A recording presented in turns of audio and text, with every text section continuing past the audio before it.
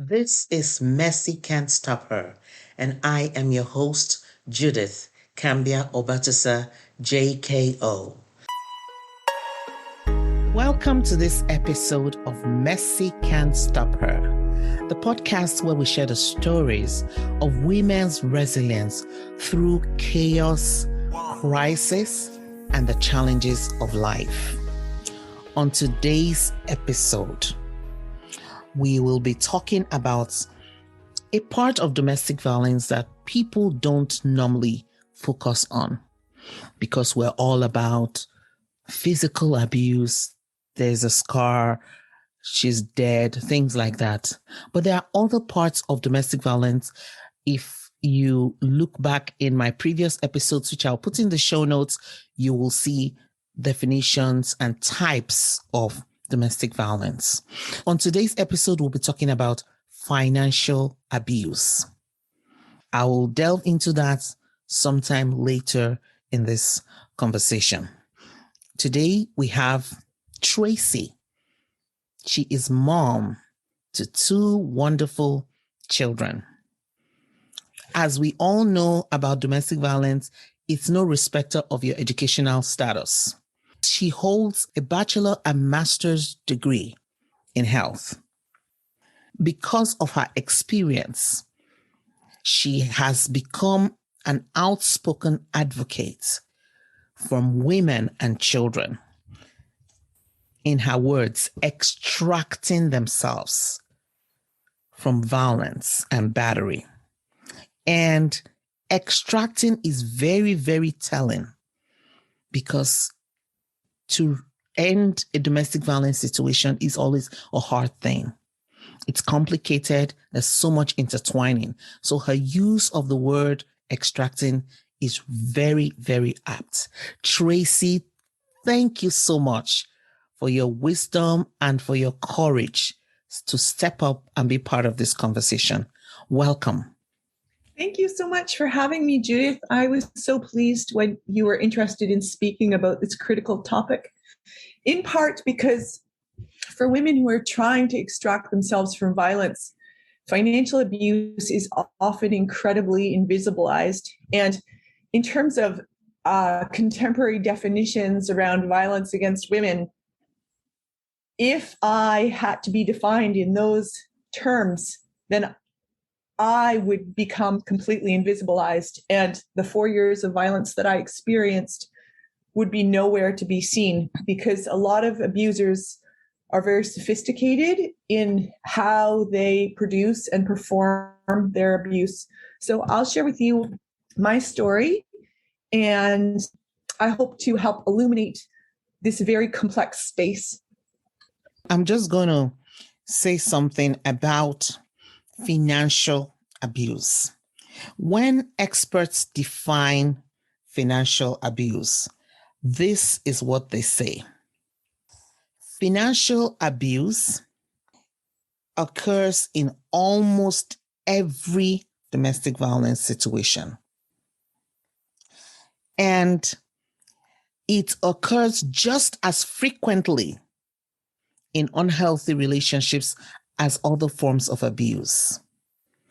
In fact, a study by the Centers for Financial Security found that 99% of domestic violence cases also involved financial abuse. And the most interesting fact that came out of this study says that financial abuse is often the first sign of dating violence and domestic abuse. So, the definition of financial abuse. Financial abuse involves controlling a person's ability to acquire, use, and maintain financial resources. There are many ways this can be done. Can be by preventing the person from working, by having their things stolen, but there are so many ways that I cannot list them all here. So when we listen to Tracey's story, we'll get an idea of the depth and the breadth of financial abuse and how far an abuser can go to ensure that they eliminate their victims' ability to be independent of them. Please, Tracey, go ahead and tell us your experience. Thank you so much, Judith. So I was married with children. My husband and I were both employed. We shared workplace medical benefits. And we were in a reasonably good period of our lives. We were buying our first apartment. And as a result, there was a lot of money spent on credit, on my Visa card and line of credit under my name. And I hadn't thought out credit and debt in the context of marriage. And my husband and I were both under a lot of stress, and his behavior was escalating. And after a period of his behavior escalating, I left him. And I lived with my children. And a year later, he retaliated with a legal explosion. And I later learned that it's quite common with gender violence to have somebody return after the relationship has ended. He commenced his gender violence with an alarming, very public spectacle. And as a result, I needed to be very public immediately asking for help. And hence, I've been very public ongoingly, and which is why I'm willing to speak with you today.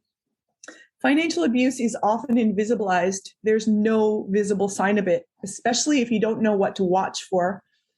So hopefully in sharing my story, I'll illuminate some of that. So my entry into gender violence necessitated needing immediate legal help. And I spent all my money and all my savings and all my retirement in the first 4 months transversing this legal explosion that my abuser created. And I want to say he intentionally created because it would destabilize me. I was negotiating complete financial loss and collapse. All my credit was maxed out. My Visa cards were maxed out. My line of credit was maxed out, which is exactly what he intended. Without money, I would be defenseless against his battery. My husband, who is also my abuser, stood to benefit from utterly destabilizing me to the point of potentially causing me to become homeless. If I were to become homeless, this would advance his arguments. So I basically just paid my rent and utilities. I was not able to pay off my credit card balances, and this resulted in my being sued by multiple banks. Without money, I had to represent myself legally. I was representing myself legally against big banks who are incredibly well-resourced. It was awful and humiliating. Meanwhile, in my divorce proceedings, which were actually really litigation, harassment, and battery, I had a publicly funded lawyer because I no longer had money to pay for lawyers. And this type of lawyer is so capped in their coverage that the lawyer politely explained to me that they would only be able to represent me if I was willing to go before judges. And so I became willing, and I went to court approximately 25 times over 2 or 3 years, which is, in my opinion, an incredible waste of taxpayers' money. And taxpayers should object to my battery because it's very expensive when litigation harassment goes through the courts.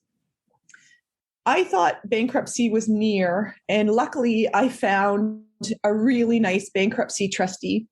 I explained the gender violence, and he looked over my finances and my husband's finances, and he could not understand for the life of him why my husband would not be helpful and support me to file for a consumer proposal or a bankruptcy. As if I did a consumer proposal or a bankruptcy, it would support my husband and it would be in his best interests. I was lucky because this bankruptcy trustee believed me. And as such, he gave me strategies and ideas to survive this period. Like literally to the point where I never needed to pay for his services because I later negotiated individually with each and every bank to settle my debt. So meanwhile, with insufficient legal, I had to negotiate with each bank. It was awful and nightmarish. I had almost no training to prepare me for legal tasks, and multiple Supreme Court judges could not figure out how to untangle these numerous intersecting legal cases, it was beyond stressful. So I learned to do outstanding self-advocacy until I slowly untangled these legal cases. And even the community-minded banks, the ones that advertise themselves as pro-community, they sued me with alarmingly tenacious lawyers. I ended up advocating for myself and writing to boards of directors, ombudsmans, bank resolution lines, until slowly I made headway. And in these situations, your life can be changed by a single, decent, empathetic worker. And I had to work so hard to try and find a decent human in those situations. So you have to take some humor in these kind of nightmares. And I began what I called my lawsuit diet, which is the only diet I'll ever recommend. And slowly, inch by inch, I resolved multiple legal cases. I will say that one thing surprised me, and that was that the bank's lawyer who sued me actually ended up doing me a partial favor, unbeknownst to me and to him. While this bank lawyer actually harmed me, he actually also legally stood ground against my ex's highly abusive lawyer, so that my ex's lawyer could not batter and harm me as much. And so the bank's lawyer actually lessened the battery I faced, and I have very strange gratitude for him. But I've never been able to send him a Christmas card, even though I fantasized that I would be able to one day send him a thank you. So I'd like to, hold on, I want to ask you something. Please. Okay, so where you said two of you owned an apartment together before you separated. And you lived in that apartment when you separated, or you left the apartment with your children? I left the apartment. So I selected an apartment that I could afford on my sole income. And then it became clear that the space was too small and that I required a larger space for all the people in the household. Yes. So did you go back to the old apartment? No, it was not available to me. Okay. So he had the apartment, meaning the money for the apartment was also in his possession because he lived there or something. And he went after you after a year where you were already kind of settled from leaving him. Yeah. You see why it's so important, if you're a listener to this conversation, when we say, why doesn't she leave? This is why we're focusing on financial abuse today. Why doesn't she leave? When she left, the challenge of the court cases, she had to bear by herself. So it's more than just giving a person a roof over their heads, but this part of domestic violence support, we would love to advocate for it to be stepped up because it's a major killer. I have been in conversations with people who left from domestic violence and no one could help them with their legal costs. In fact, some of the shelters will tell you, if you want to ask them a question, we are not lawyers, we don't have lawyers, we don't support you legally. So they tell you this upfront. So something really needs to be done in that area. I have to say, I completely agree with you. The idea even that you get a publicly funded lawyer, while that is appreciated, like in my case, I went to court 25 times. That means I missed work 25 occasions, and I was upset far more than that. And so it really has a long-standing impact because it takes a lot to process these kind of traumatic experiences. Yeah. So, and while you were doing all this, were you doing it by yourself? Doing it by myself, raising children and trying to withstand this and trying to work a full-time job. It was horrific. Oh, my goodness. That's a lot. You really went through a lot. And the domestic violence, were you registered with did you have any domestic violence agency or shelter helping you? So because of the way my gender violence experience commenced, and because of the definition of the predominant definition around physical violence, I could not even understand that I was dealing with gender violence at the beginning. In fact, I never even contemplated calling a women's center because I did not understand the terrain I was in.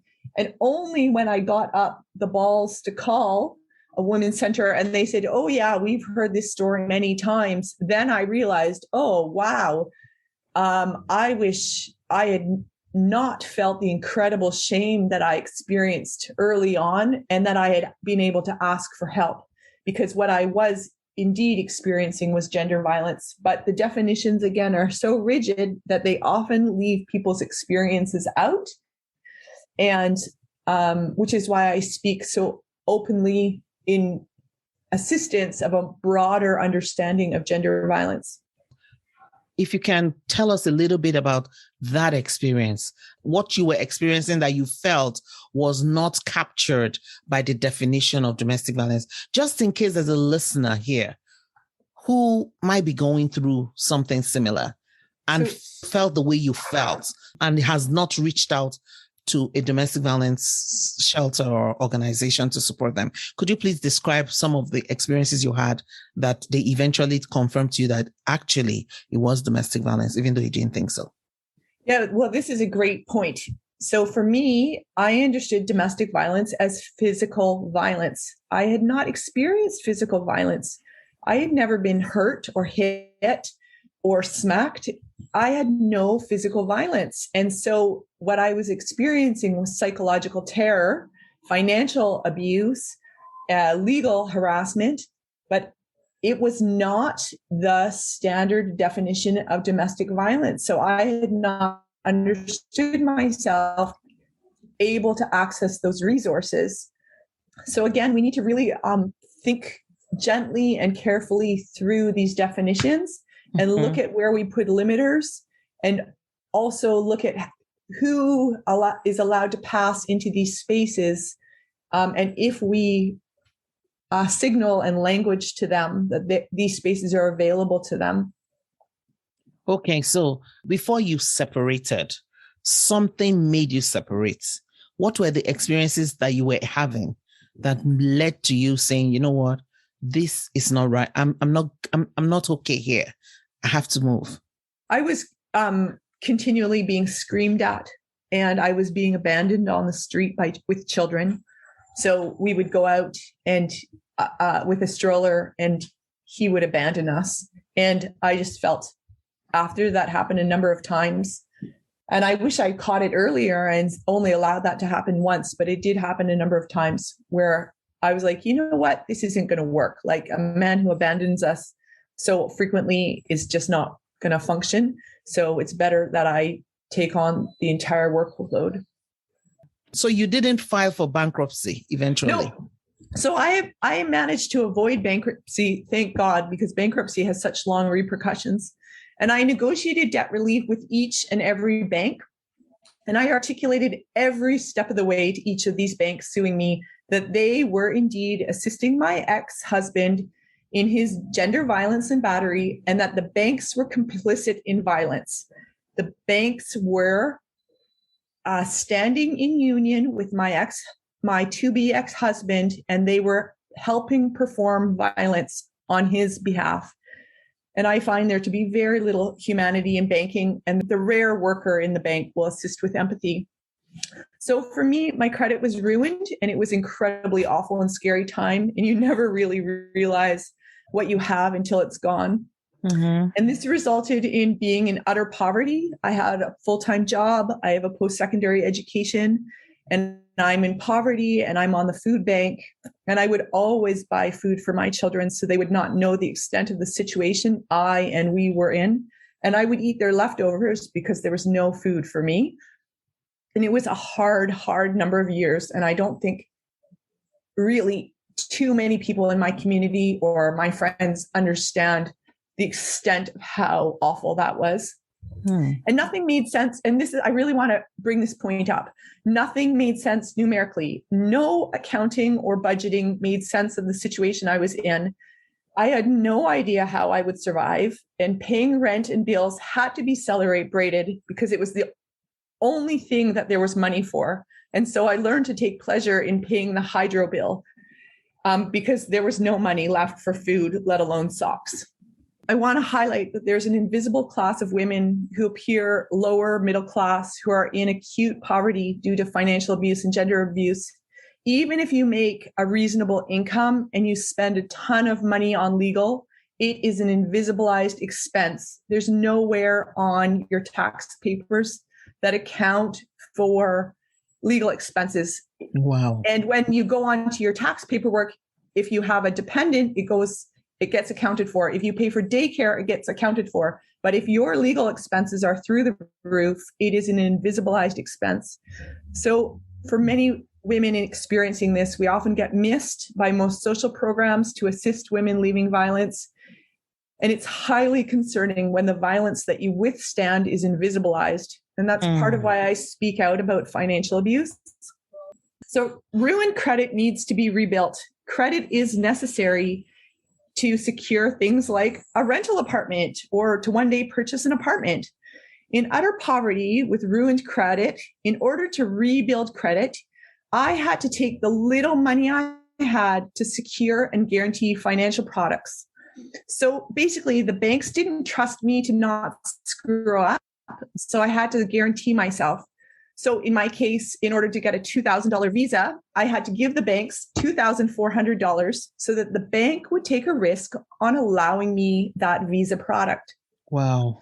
So what little of the money I had to spend, I had to use to guarantee myself to rebuild my credit instead of something obvious like food.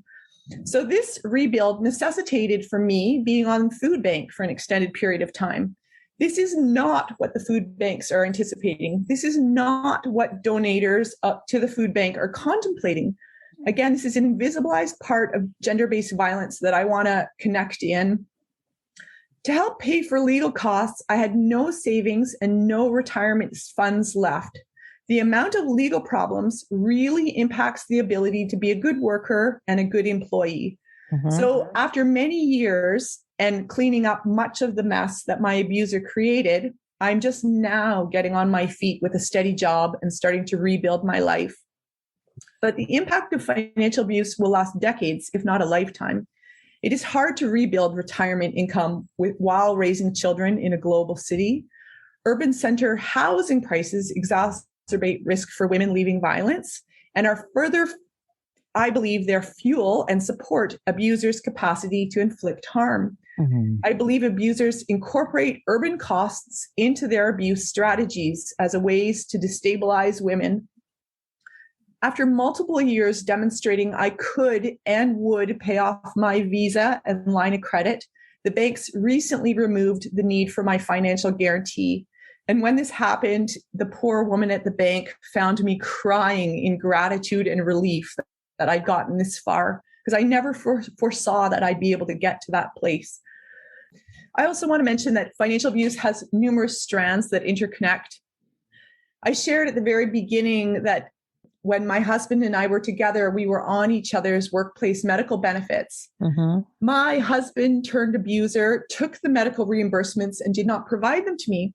His gender violence produced a huge stress, and he simultaneously ensured I had no access to things that would be useful, like massage therapy or a psychologist. Wow. I couldn't pay for those services.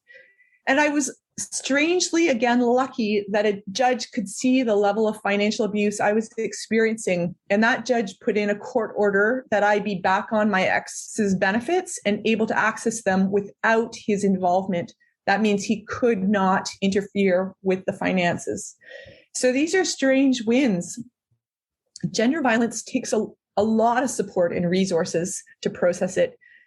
So I wanted to ask you about your work, where you were working when this litigation battery started. Did they keep supporting you? I was very fortunate that I had a full-time job when this gender violence commenced. And because it was such a public spectacle at the beginning, my bosses were aware of what happened to me. In fact, they, among many other people, donated money to a GoFundMe campaign. So they were well aware, but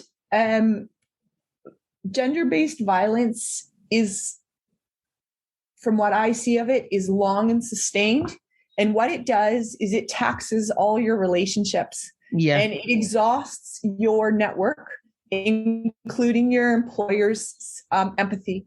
And so over time, much of my social network deteriorated under watching me go through so much immense stress that effectively almost nobody could do anything about, other than potentially fundraise for me to get legal help.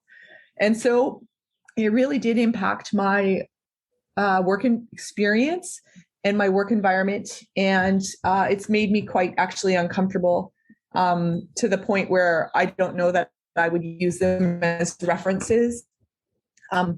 Even though initially they were quite sympathetic to my experience, I just feel it really put a toll. And so those kind of things, are so hard to capture. And the loss is so, again, immense, because it facilitates further financial problems. If you can't secure a good job as a parent with children, then again, you're in a very precarious situation. I love your answer. Thank you so much for articulating this struggle, this pain that many women who are in these situations face. So domestic violence, and it's not just about the legal part. Sometimes you're not in court, but the constant, maybe you're going through mental health challenges due to the situation. It just flows into all your relationships. And at the end, you kind of start having people falling away.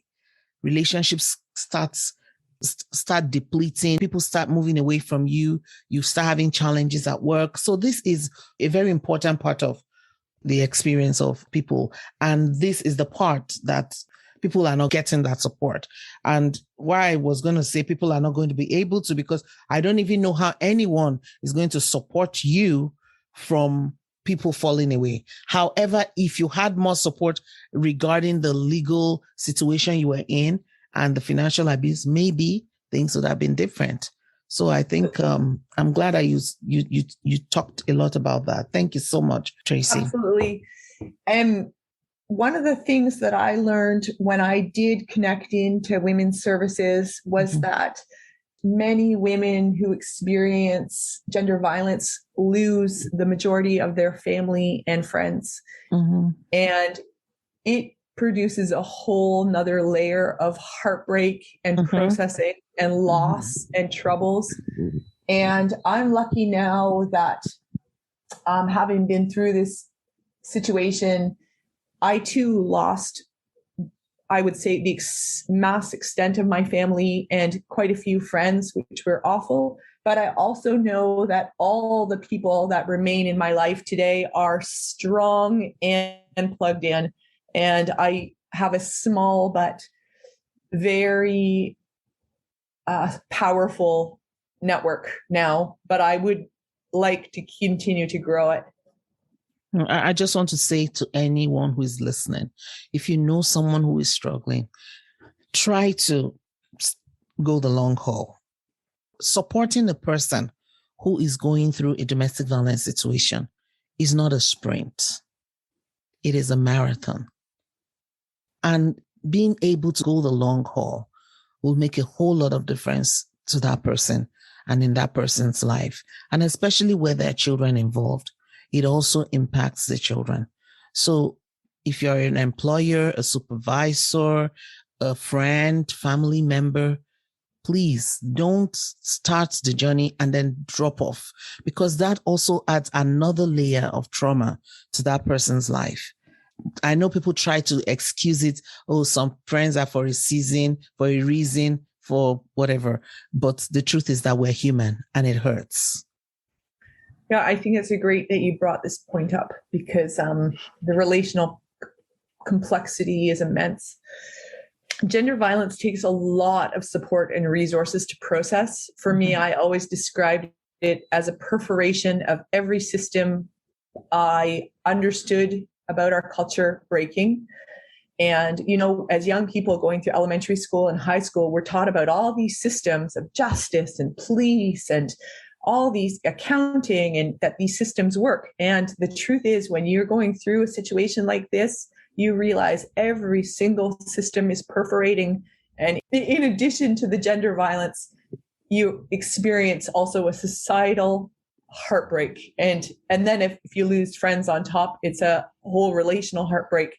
The loss is, in my opinion, uncomprehendable.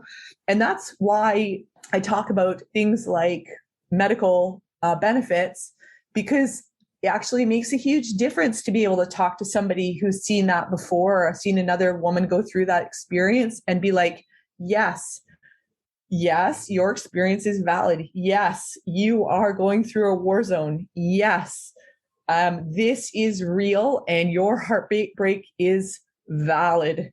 And so it's really useful to have skilled and loving resources and supports. One of the things I've done is, because I've always been very public about this experience, I welcome women to contact me. And so every once in a while, I'll get a woman who's at the beginning of her gender violence journey reaching out for to discuss or get some support. And I always stop what I'm doing and be in contact with those women, because there's very few people who understand how to navigate this kind of very complex terrain. Thank you so much. So like I was saying, as a result of the kind of mind-blowing gender violence that I experienced, and in addition to all the losses that I experienced, I am part of a network where I make myself available to women in their early stages of their gender violence journeys to give them support as a way to sort of give back. And other women did that to me. And so it's, I guess, part of that network and making this experience of use. But I guess the part that I would say is take nothing for granted. You know, the luxury of having a visa that you get to pay off every month is a luxurious blessing. You know, it is so hard to get that tool up and running and functioning if you have ruined your credit. And so I take nothing for granted anymore. I know that there's a lot of really great organizations that support women across the country. And the one thing that I think that we would really benefit from in the Canadian landscape is a network specifically around financial abuse. In the USA, there's an organization called Free From. It's freefrom.org, and they target specifically financial abuse victims, because most gender-based violence has a financial impact that, like I said, this kind of abuse, even once you've got your divorce, even once the abuser is no longer able to contact you, even once you have your legal settled and sorted out, financial abuse lasts for years and decades and sometimes a lifetime, because you have, in my case, I have spent all my retirement. I've spent all my savings. And so to be able to maintain housing, the expense of raising children, and then as so many women are paid less than their male counterparts, the ability to save funds and replenish savings and retirement savings is so challenging for women that financial abuse can sometimes last an entire lifetime. And it's one of the things that I really struggle with, is this idea that as an older person, I am going to have less resources and potentially less food or more destabilized housing because of an experience that I had with violence from my ex-husband 20 or 30 or 40 or 50 years earlier. Wow. Your mind you have an amazing mind. The way you express these things, it brings everything to the fore and helps us. You shine the light on areas one would not normally look at when we talk about domestic violence. But I just want to ask you something about how this impacted your mental health. I can talk about that for sure.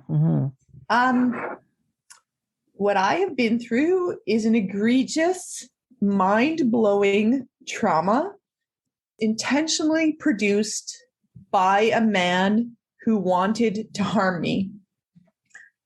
As a result, I have done a lot of processing around grieving, loss, all the big feelings that come up.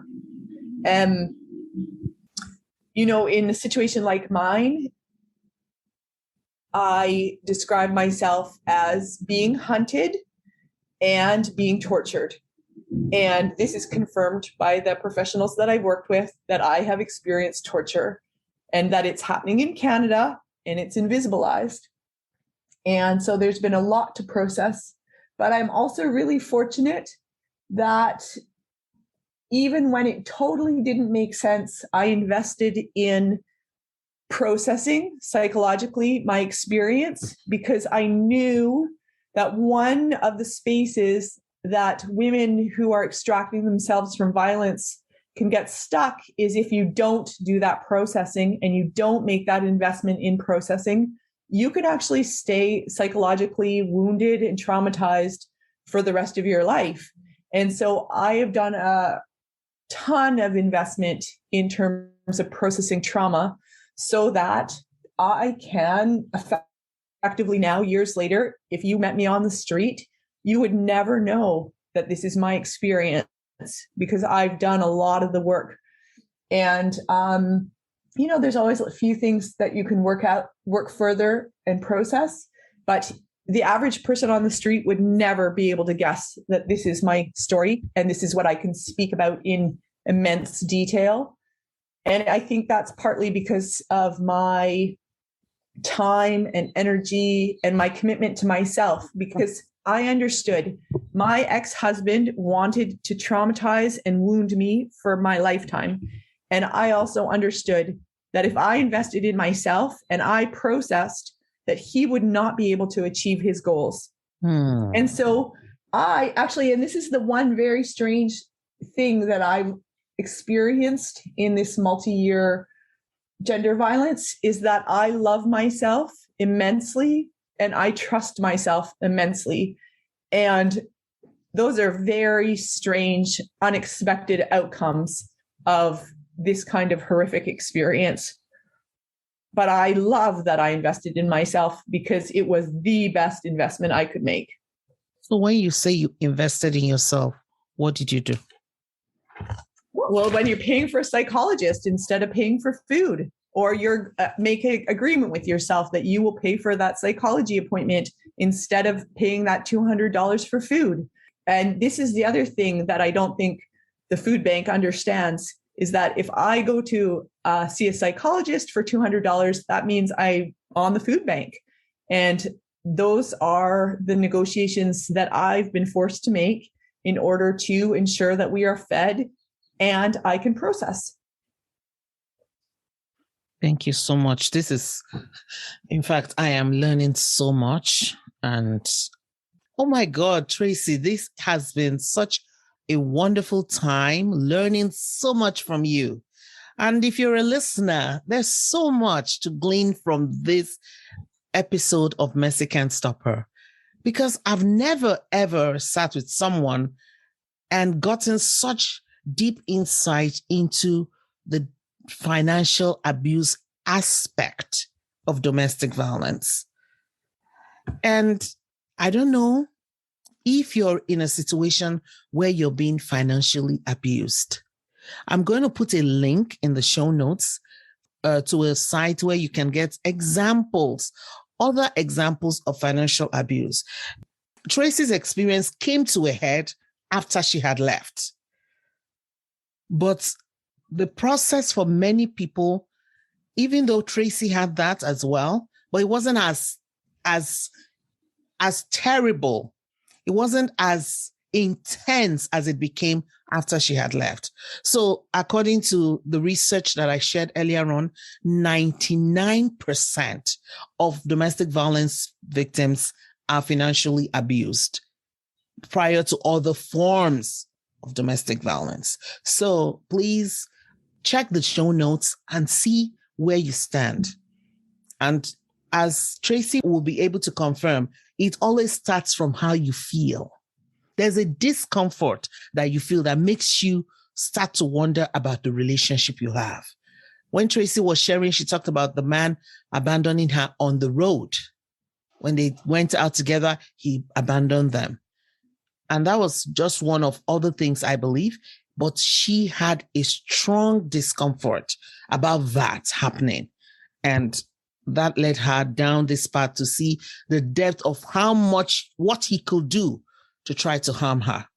And I'm so happy that Tracey is now sharing her story so that you, the listener, and even myself, I've learned a lot. Thank you so much, Tracey, for the time you spent with me today. I really appreciate it.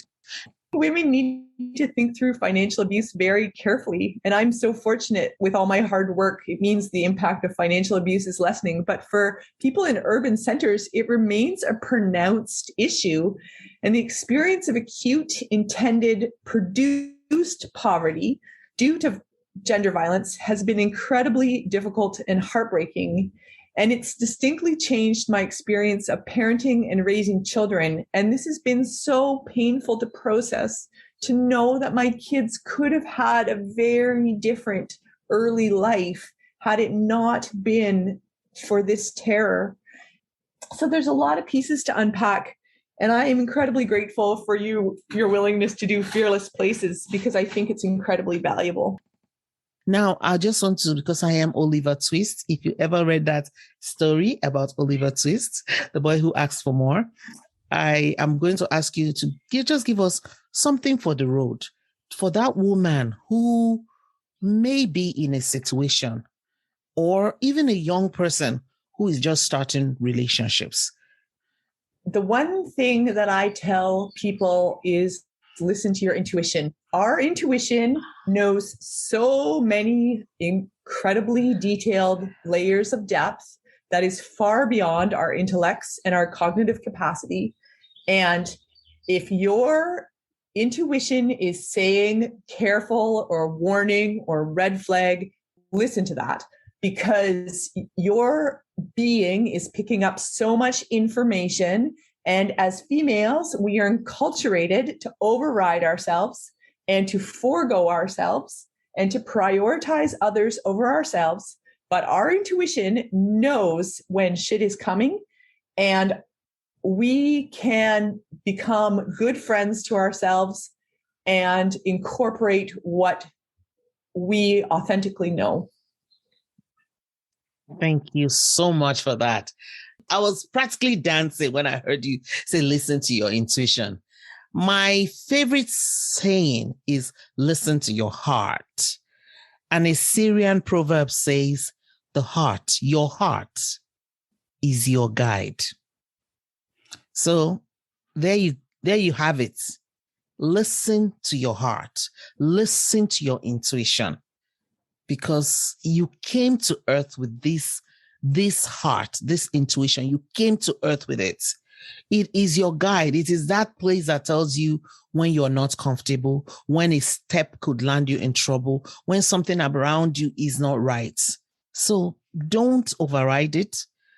Don't try to make someone your intuition, because you have got something that you came to earth with that came with you. Listen to it. It's all yours. It's meant to guide you, to direct you on your journey of life.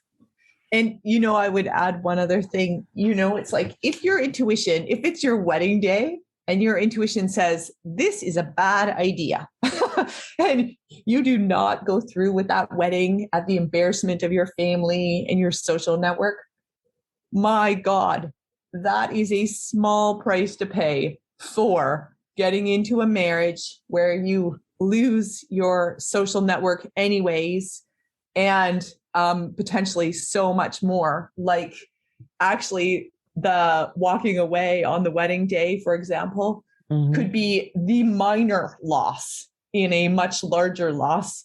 And so we just have to have, I guess, a generous worldview. I want to thank you, Judith, because you are going to Fearless Places, and it's quite uncommon and uncanny. And I thank you for doing so with grace and thoughtfulness. Thank you so much. I look forward to the relationship I'm going to have with you because, girl, I ain't leaving you. Thank you so much, Tracey, for your time. Today has been an amazing time listening and learning from the amazing someone who has gone through so much, a phenomenal Tracey. And if you're listening to this episode, I want you to give her a round of applause.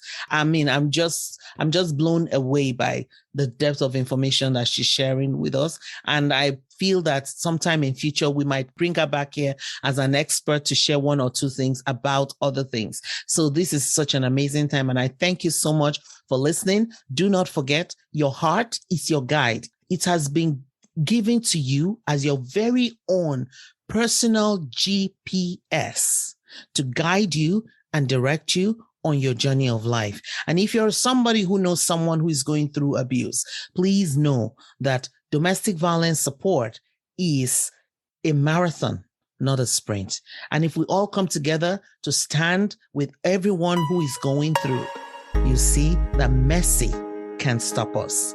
Have a good day. Thank you and see you next time.